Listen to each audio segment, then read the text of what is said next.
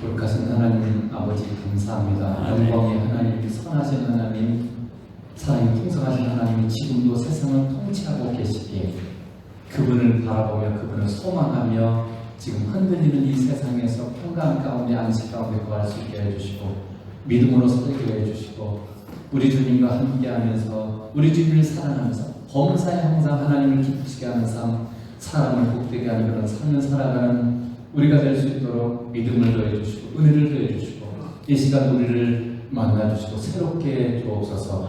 감사하고 예수님 이름으로 기도드리옵나이다. 아멘. 예수님을 믿고 예수님 믿는 순간 성령님께서 우리 안에 들어오십니다. 그래서 성령님이 그 안에 계신 사람에게 반드시 변화가 찾아와요. 그 변화가 급격한 변화도 있지만 서서히 변화가 일어날 수 있는 것입니다. 그래서 오늘 본문에서는 예수님을 믿는 자들에게 어떤 변화가 일어나는가 그걸 우리에게 말씀해 주고 있어요. 그래서 나도 예수 믿는 사람이 맞구나 그런 걸 확인해 보는 그런 시간이 되고 그래서 구원의 확신을 가지게 되는 그런 시간이 됐으면 좋겠습니다. 혹시는 그런 변화들이 명백하지 않다면 그런 변화가 분명해지도록 주님의 은혜를 구하시길 축복합니다. 첫째는 예수 믿는 사람에게 이런 변화들이 있어요. 시련에도 기뻐한다. 여러분 그런가요? 어려운 일인데 나는 감사한다. 그 단순히 감정만의 표현이 아니에요. 1장 6절에 보면 이렇게 되죠. 그러므로 너희가 이제 여러 가지 시험으로 만나요. 이 시험은 시련을 말해요. 어려운 일을 말하는 겁니다. 잠깐 근심하게 되지 않을 수 없으나 오히려 크게 기뻐하는도다 라고 이렇게 말하고 있어요. 여러분 믿는 자라도 시련 앞에서는 오직 기쁨의 감정만 있는 것처럼 기뻐하는 것이 아니라 근심할 수 있어요. 오늘 보면 그렇게 얘기하고 있죠. 잠깐 근심하게 된다. 하나님 우리의 감정을 무시하지 않습니다. 우리의 감정을 만드신 분도 하나님이세요. 그렇기 때문에 감정 자체가 잘못된 것이 아니라 죄 때문에 이 감정이 타락되고 왜곡된 것이 문제고 또 감정이 주어진 역할을 제대로 그 감정 역할을 제대로 사용하지 못하는 것이 문제인 거죠. 감정을 무시하는 것도 문제고 감정이 주도적인 역할을 하는 것도 문제예요. 우리 모두는 어려운 일 앞에서 근심할 수 있습니다. 걱정할 수도 있고 슬퍼할 수도 있고 분노할 수도 있습니다. 예수님께서도 슬퍼하셨죠. 눈물을 흘리시기도 하고 그래서 감정 자체가 잘못된 게 아니고 감정은 굉장히 귀한 거예요. 선한 거예요. 예수님도 분노하기도 하셨어요. 그리고 예수님도 근심하기도 하셨습니다.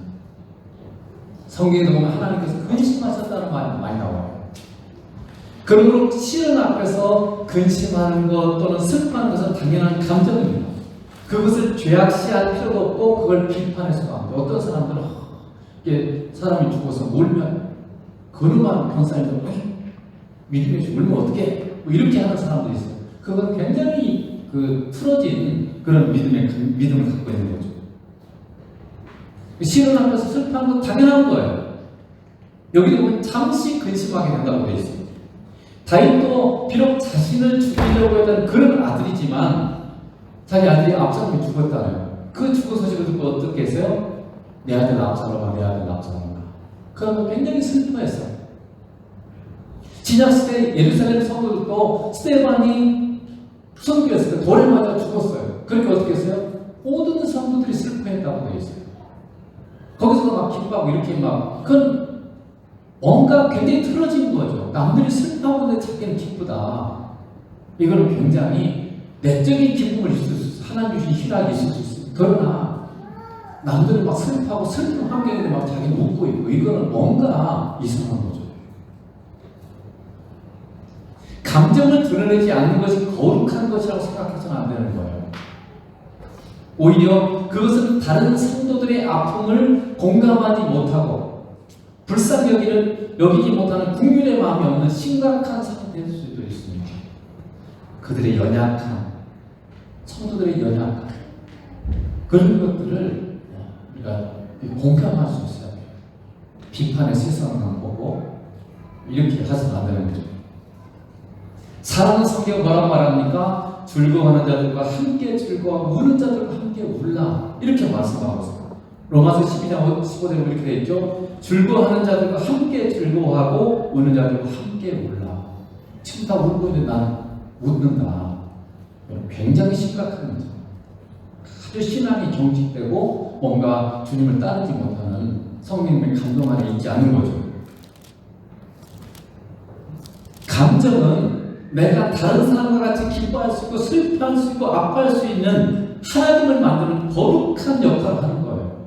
이 감정이라고 하는 하나님이 주신 것은요. 이 감정을 통해서 우리가 동화되고 하나 되고 사랑을 표현하고 이렇게 할 수 있는 그런 역할을 이 감정을 통해서 하나님이 주신 거고 감정을 힘을 주기도 하고 그렇죠. 그러나 믿는 자는 감정에 또한 지배당해서는 안 돼요. 이게 균형이 굉장히 중요해요. 이 균형을 어디서부터 오냐면 그냥 내가 막 조절한다고 되는 게 아니고 항상 내 안에 계신 주님을 따라가면 돼요. 그러면 감정이 제대로 된 역할을 할 수 있는 거죠.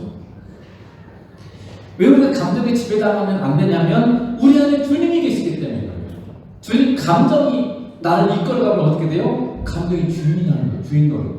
주님 역할을 하게 하면 안 되는 거예요. 이게 신앙은 언제나 예수님이 주님이시지 예수님이 주님이시지 다른 것들이 내 삶을 이끌어가면 그게 주인이 되는 주인 노릇을 하는 거예요. 그게 예수님 역할을 하기 때문에 신앙이 아닙니다.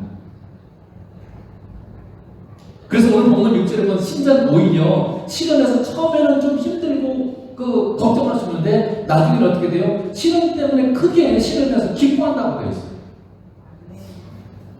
그 말씀은 시련이 왔을 때 이 시련 때문에 우리가 주님을 찾고 주님을 만날 때 주님이 그 시련을 통해서 우리에게 큰 은혜를 주셔서 그 시련 속에서 오히려 우리가 기뻐할 수 있게 만들어주신다는 그런 약속이에요.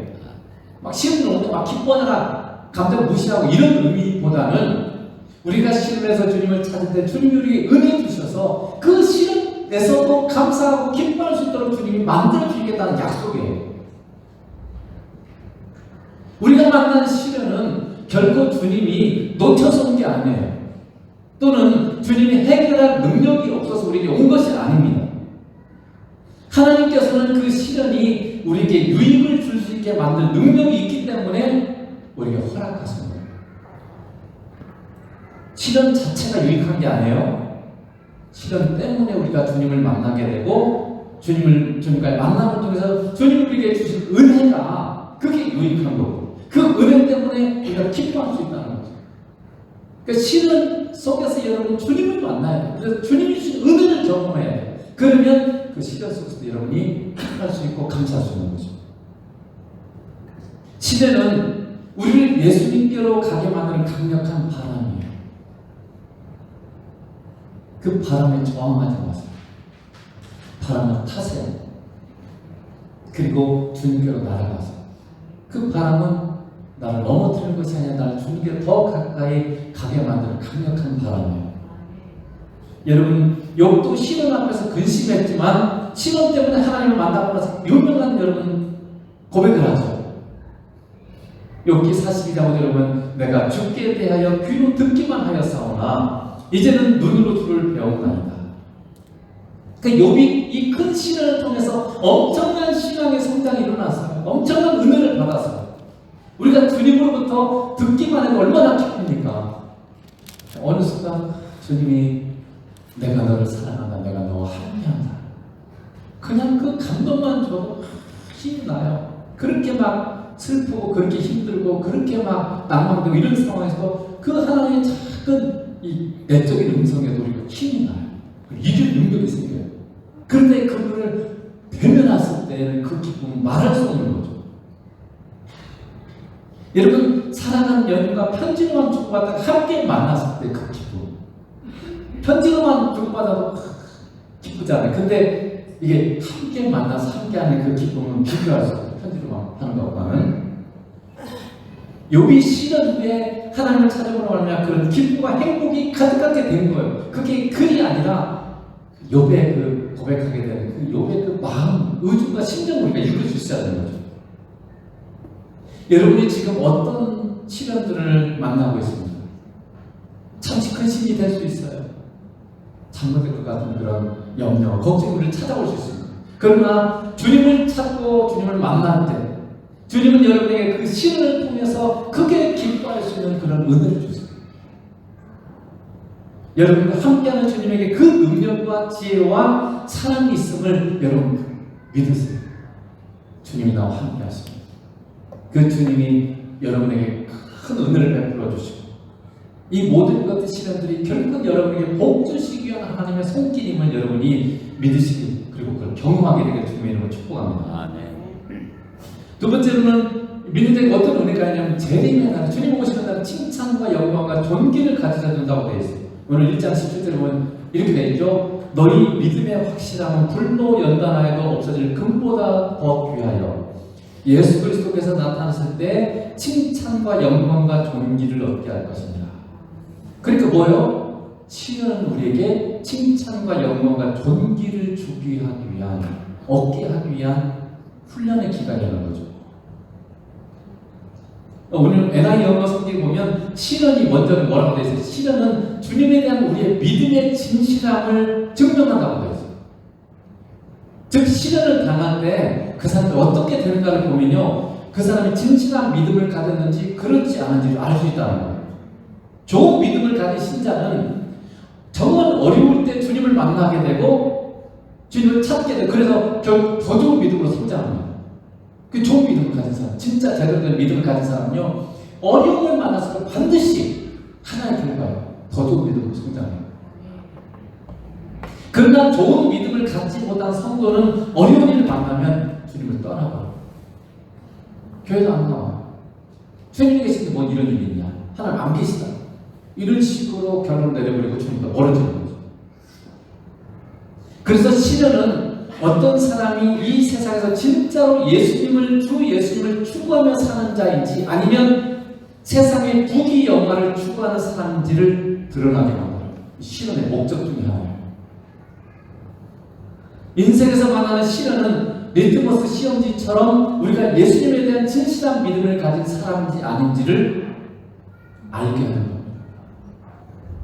여러분 열왕기상하나 역대상을 보면 초믿음의 왕들은 천국이 막 쳐들어와요. 그런 시련을 만나게 돼요. 그럼 어떻게 돼요? 언제나 하나님을 찾습니다. 하나님께 묻습니다. 그리고 하나님의 도움을 입어서 더 평화로운 삶, 더 평화로운 나라를 얻어요. 그렇지만 믿음이 없는 왕들은 그 어려움 속에서 어떻게 해요? 언제나 하나님을 안 찾아요. 그리고는 어떻게 해요? 주변 국들을 의지하다는 이런 식으로 해요. 그랬다가 더 큰 고통을 당하게 됩니다. 마찬가지로 우리가 세상에서 어려운 일을 만날 때, 어려운 일을 당할 때 진실한 믿음의 사람들은 언제나 주님을 찾아요. 여러분도 그렇게 되길 축복합니다. 어려울 때 만나면 물론 평상시에서 우리가 참 훈련을 지금 하는 이유가 그거예요. 어려울 때가 되면 훈련이 안 되면 주님 안 찾아요. 훈련이 안 되기 때문에. 근데 진실한 믿음의 사람들은요, 언제나 어려울 때 주님을 찾아요. 그리고 기도해요. 그렇지만 믿음이 없거나 흔들리는 사람들은요, 세상에서 믿을 만한 다른 사람을 찾아요. 어려울 때. 그리고 병원 찾고 돈 찾고 지식을 의지하는 여러분은 시련을 만날 때 주님을 찾고 의지하며 기도하는 사람입니까? 아니면 여러분의 지식, 여러분의 경험 그런 것들을 통해서 또 의지할 만한 사람을 찾고 돈을 의지하고 세상의 것들을 의지하는 그런 사람입니다. 시련 앞에서 주님을 더 간절히 찾고 만나 주님과 교제해서 더 좋은 믿음의 사람들로 성장하기를 축복합니다. 이번에도 기억 이 사건들을 여러분 어떻게 받아들이고 있나요? 제가 태국에서 여기 잠시 기도하면서 이렇게 생각을 했는데 세상 어디에나 악이 있어요. 사람이 있어요. 보수에도 악이 있고 진보에도 악이 있습니다. 지금 보수가 잡고 있죠. 보수에도 타락이고 악이 있어요. 그렇다고 진보로 가면 거기는 또 다 좋냐면 거기도 마찬가지로 타락이고 악이 있어요. 심지어 교회에도 악이 있고 믿음의 사람들이 또 악한 사람들이 있어요. 근데 언제나 또한 하나님이 계세요. 어디에나 하나님이 계세요. 그 하나님이 악한 속에도 하나님이 일하시는 역사하시는 그분의 뜻을 이루세요. 믿음의 사람들을 통해서. 그래서 여러분 이런 일을 통해서 누가 어떻게든 이게 중요한 하나님은 뭘 하시길 원하십니까? 이 사건을 통해서 뭘 깨우치길 원하시고 그 속에서 그럼 나는 뭘 해야 됩니까? 이걸 여러분이 하나님께 기도하면서 받아요. 이렇게 된다 저렇게 된다 이게 중요한 거예요. 이렇게 돼도 문제고 저렇게 돼도 문제예요. 길이 없어요. 하나님께만 그 길이 있기 때문에 우리는 이러한 상황 속에서 어떻게 해요? 주님만이 답입니다. 예수님을 믿는 사람들은 세상에서 만나는 여러 가지 어려운 시련 때문에 주님을 더 깊이 만나면서 주님의 은혜를 더욱 많이 누리는 사람으로 성장하게 됩니다. 그래서 로마서 보면 이렇게 고백하고 있죠.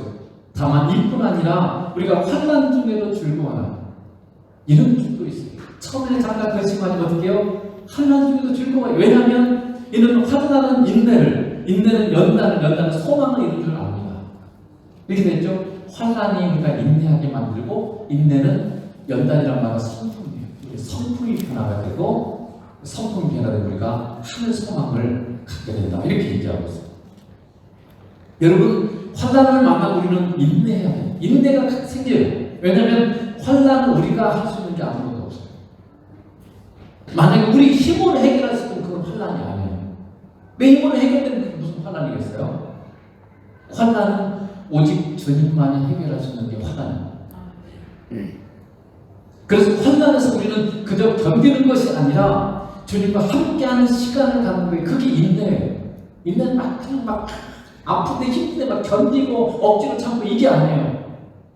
사랑하는 주님과 함께 하시고 인내는 주님과 함께 이 환난의 층을 함께 지는 거예요. 주님과 내가 함께 지는 시간이에요. 주님이 지시고 주님이 질 수 있는 힘을 주시고 주님이 함께하면서 우리를 위로해 주시는 시간이 바로 인내의 시간이에요. 그러니까 이 환난에서 인내의 시간은 정말 주님과 깊은 하나님의 시간이기도 해요. 그렇게 주님과 함께하는 시간을 통해서 연단적 우리의 성품이 주님의 성품으로 변합니다. 시간 시간에 주님과 함께하는 시간을 통해서 그분의 선함과 사랑 그리고 위로와 용서와 용납을 알게 되고 그분의 인내를 경험하게 됩니다.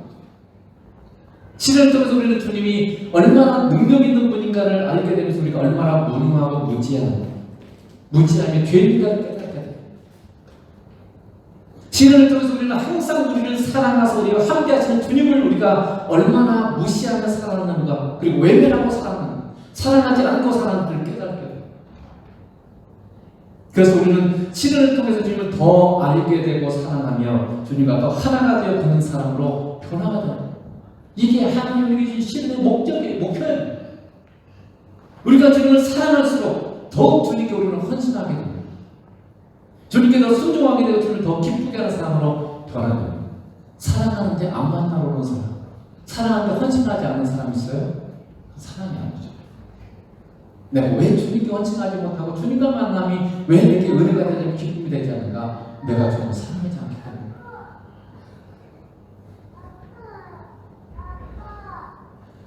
주님과의 만남을 통해서 우리는 더욱 아버지의 의중과 심정을 해야 될 줄 아는 철든 믿음의 사람들은 애들이 어렸을 때는 자기밖에 몰라요. 사람 맞는데 자기밖에 몰라요.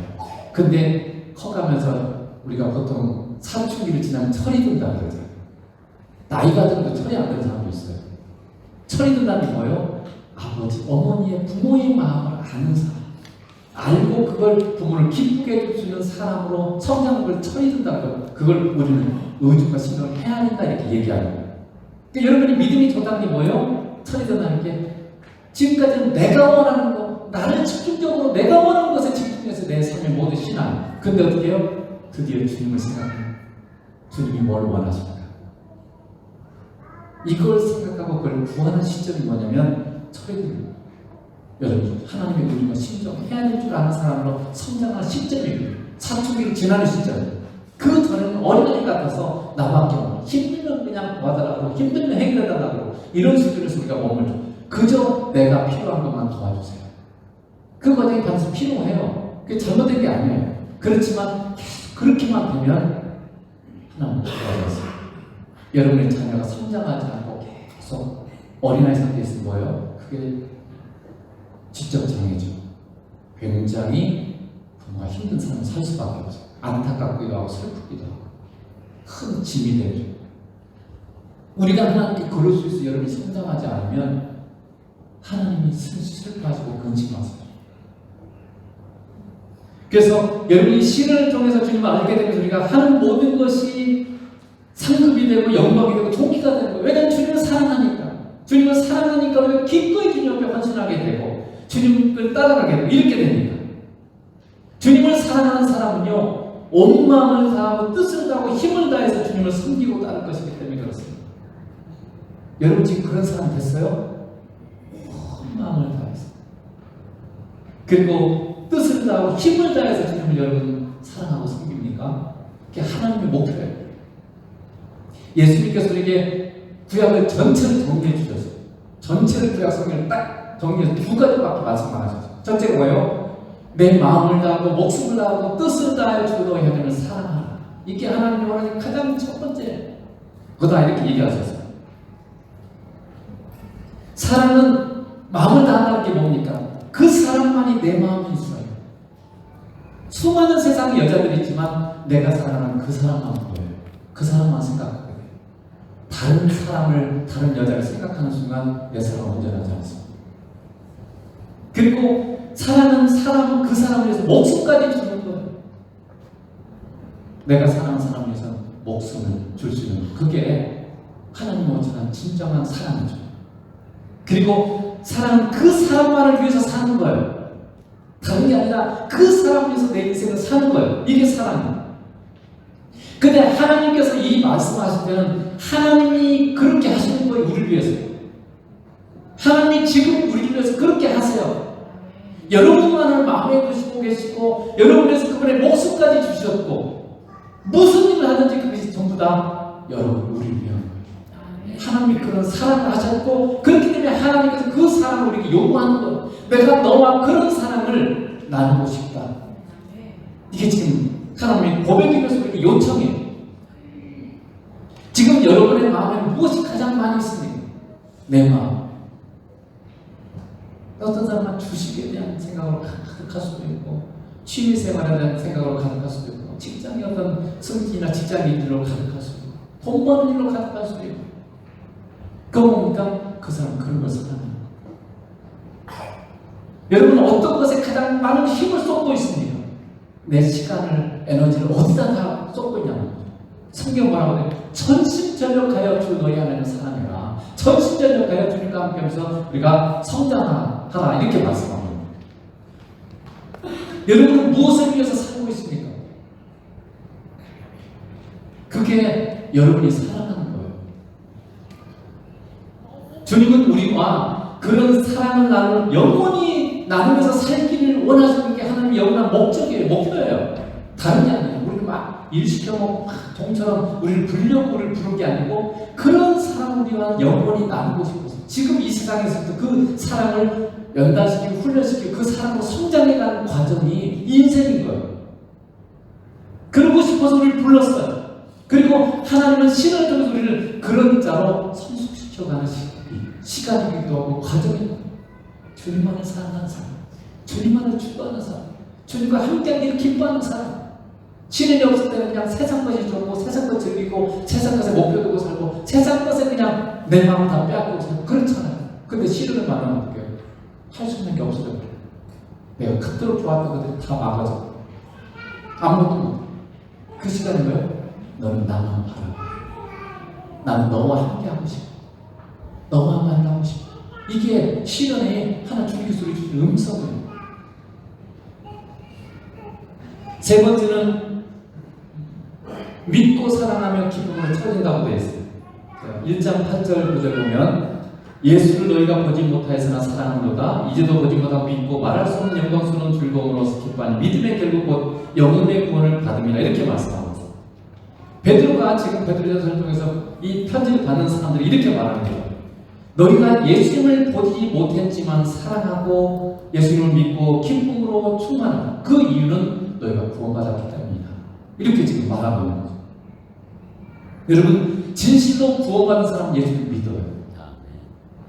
구원받은 자는 예수님이 하나님이심을 믿고 예수님이 유일한 구원자심을 믿어지고 다른 말로 말하면 예수님이 십자가에서 우리를 위해서 죽으시고 부활하시고 믿어져요. 내가 믿으려고 노력하는 게 아니에요. 저는 어렸을 때요 주일학교 다니는데 주일학교 선생님이 그러더라고요. 믿어야 된다. 그래야 구원받는다. 그래서 열심히 믿으려고 애를 써요. 근데 이게 안 되는 거예요. 열심히 믿으려고 애를 썼어요. 그래서 막 기도해서 믿어지겠어. 근데 나중에 보니까 그냥 자연스럽게 믿어져. 고등학교 때까지 이제 제가 왔다 갔다 하긴 했지만 믿음 생활을 좀 초등학교 때부터 하고 1년을 거의 쉬었어요. 교회를 쉬었더니 의식이 생겼어요. 안 믿어져. 진짜 맞을까? 하나님 제가 청정한 게 맞을까? 근데 그렇지만 그 과거에 하나님 은혜가 있어서 교회를 다시 나가면서 그냥 그게 휙 사라지고 그냥 믿어져요. 하나님 은혜죠. 예수님이 죽으시고 부활하심이 믿어지고 다시 오실 것이 믿어지고 그분이 지금 우리 안에 있는 게 믿어져요. 그게 구원받은 사람. 왜냐하면 하나님이 은혜로 이 믿음을 우리에게 주셨기 때문에 그래요. 여러분 에베소 2장 8절 9절 봐보세요. 너희는 그 은혜에 의하여 믿음으로 말미암아 구원을 받았으니 이것은 너희에게서 난 것이 아니요 하나님의 선물이라. 선물을 주는 거죠. 선물이 뭔가 해서 믿음이에요. 구원이 지금 아니에요. 영어 성경에 보면 이렇게 되죠. 저기 봐보세요. For it is by grace you have been saved. 이렇게 되어 있어요. Through faith. 그리고 and this 있잖아요. 영어는 항상 가까운 것에 꾸며주는 거예요. 그러니까 이 this는 뭐냐? faith로 꾸며주는 믿음이에요. 믿음. 이 믿음은 너희 자신으로부터 난 것이 아니라 하나님의 선물이다. 이렇게 지금 말하고 있는 거예요. 그래서 하나님이 이 믿음을 우리에게 주셔야만 우리는 예수를 믿게 되고 그래서 그런 자가 바로 구원받았다는 겁니다. 그러나 구원받지 못한 자는 이 선물이 없는 사람들은 안 믿어져요. 아무리 믿으려고 안 믿어져요. 그래서 이걸 은혜라 이렇게 은혜. 거저주는 게 은혜잖아요. 그렇기 때문에 예수님을 따라가고 싶어도 그런 마음이 없어요. 그런 마음 자체가 없어요. 아예 순종하고 싶은 마음도 없고요. 예수님을 사랑하는 마음 자체가 없어요. 구원받지 못한 사람. 왜냐하면 믿음이 없어요. 하나님 주신 은혜가 없어요. 근데 예수 믿는 사람은 그러고 싶은 마음이 있는데 내가 못하는 거예요. 아직 성장하지 못해. 이거는 구원받은 사람 맞아요. 구원받았는데 내가 아직 어린아이 같아서 아직 제대로 성장하지 못해서 이렇게 안 되는 거예요. 이렇게 설명 안 되는데 주님을 사랑해야 되는데 주님께 순종해야 되는데 이건 있어요. 있는데 다르게 막 아직도 더 좋고 이렇게 하는 사람은요 어린아이. 구원을 받았는데 아직 어린아이 같은 사람이죠. 구원받지 못한 사람은 이 마음 자체가 없다니까요. 주님을 기쁘시게 하고자 하는 마음, 주님을 사랑하고자 하는 마음 자체가 없어요. 여러분은 예수님 믿어지고 그분이 구원자이시고 믿어집니까? 생각해보세요. 여러분 자신. 믿어진다. 그럼 여러분 구원받는 자 맞아요. 이게 하나님이 말씀하는 거죠. 보지 못해서 지금 초대교회 이 성도들도요 우리와 똑같아요. 사도들은 예수를 직접 봤죠. 그렇지만 이 사도들을 위해서 복음이 증거되고 이 세계 열방에 펴졌을 때는 그 사람들 예수 안 봤어요. 못 봤어요. 예수 못 봤는데 보지 못했으나 사랑하고 보지 못했으나 믿고 기뻐한다 이렇게 돼 있어요. 그래서 또 하나는 뭐냐면 구원받은 예수를 사랑한다고 되어 있어요. 보지 못하였으나 사랑한다 이렇게 되어 있죠. 구원 즉 신앙의 본질은요 예수 믿고 그냥 천국 가는 게 아니에요. 구원의 본질은 예수님과의 사랑이에요. 그래서 구원받았다고 하는 것은 뭐냐면 예수님과의 사랑을 시작한 사람이에요. 그리고 신앙이 자랄수록 예수님을 더욱 사랑하는 자예요. 예수님을 사랑하기 때문에 자원함으로 헌신하고 자원함으로 순종하고 자원함으로 주님을 따라가는 거예요. 예수님을 사랑하지 않고 하는 것은 억지로 하는 것이고 형식이고 상급이 되지 않습니다. 자원함이 되지 않기 때문에 억지가 되면 상급이 되지 않아요. 그럴 때 여러분 혹시 내가 봉사하고 하는데 자원함이 안 생깁니다. 그럼 어떻게 돼요? 다시 한번 주님의 사랑을 십자가의 사랑을 여러분이 되새겨야 돼요. 주님의 사랑을 내가 다시금 깨닫고 누릴 수 있도록 주님 은혜 주세요. 아버지 은혜 주세요. 그래서 내가 기쁨으로 주님의 사랑함으로 내가 봉사하고 헌신하고 주님 따라갈 수 있도록 은혜 주세요. 여러분 그렇게 기도해야 돼요. 그분이 나를 위해서 뭘 하셨는가? 그분이 나를 위해서 어디까지 헌신하셨는가? 여러분 기억해야 돼요. 성장식이 그거예요. 나를 기억하라. 나를 기억해라. 이것은 너희 위한 내 몸이 이렇게 했을 때 내가 너희를 위해서 내 몸을 타받쳐서 십자가에 죽기까지 너희를 사랑한 그 사랑을 너희가 기억해라. 내가 너를 이처럼 사랑한다. 이걸 우리가 기억해라. 이게 성찬식이에요. 그걸 여러분이 기억해. 주님이 나를 얼마나 사랑하시는가를 기억하고 깨닫고 알게 돼요. 그럼 여러분이 당연히 여러분도 그렇게 하게 전대로 되게 돼 있어요. 주님은 오늘도 여러분에게 질문을 던집니다. 요한복음 21장 11절에 보면 세 번째 이르시되 요한의 아들 시몬아 내가 나를 사랑하노라. 이 시몬아 대신에 여러분의 이름을 넣어보세요. 요한의 아들 시몬아 대신에 여러분의 이름을 넣어보세요. 네가 나를 사랑하느냐? 이렇게 여러분에게 질문을 던져보는 주님이지. 네가 나를 사랑하니? 그때 베드로가 세 번이나 예수를 물어봤어요. 베드로가 예수를 세 번이나 부인했잖아요. 얼마나 찔리겠어요. 그게 다 생각나요. 주님이 진짜 나를 위해서 십자가에 가장 그 귀중하고 중요한 시간에, 그 힘들고 어려운 시간에 나는 주님을 부인했어요.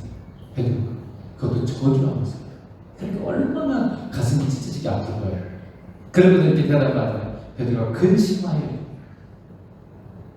주님 모든 걸 아시오매 내가 주님을 사랑하는 줄 주님이 아시오.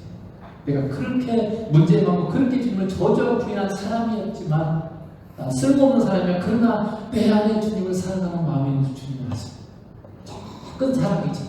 내가 주님을 사랑하는 줄 주님이 아십니다. 이렇게 지금 베드로가 대답을 하고 있는 거죠. 여러분, 예수 그리스도께서 여러분에게도 질문하는 거죠. 네가 나를 사랑하니? 그리고 주님은 모든 걸 아십니다. 우리의 깊은 마음 속까지, 우리의 생각까지 전부 다 아십니다. 그리고 우리가 진짜 얼마나 주님을 사랑하는지, 어느 정도 주님을 사랑하는지 주님은 다 아세요. 구원받은 자는 주님을 사랑하는 사람, 그리고 좋은 신앙일수록 주님을 더욱 사랑하는 사람이 되는 겁니다.